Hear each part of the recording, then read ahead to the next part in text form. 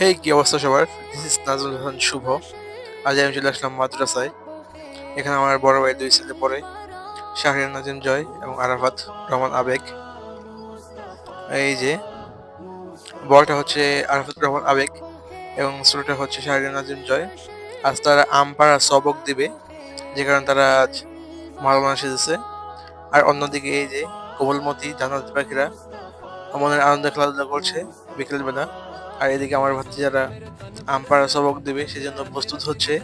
আর এদিকে ওরা খেলায় ব্যস্ত।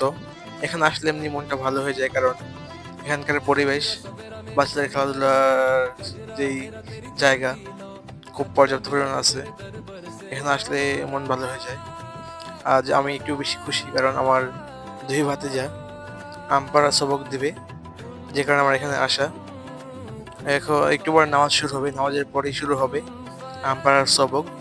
আমি সেজন্য এখানে আসছি। আর যখন আমি এসেছি তখন একটা ভিডিও করে নিলাম। যাই হোক, সবাই ভালো থাকবেন। ধন্যবাদ। আল্লাহ হাফিজ সবাইকে।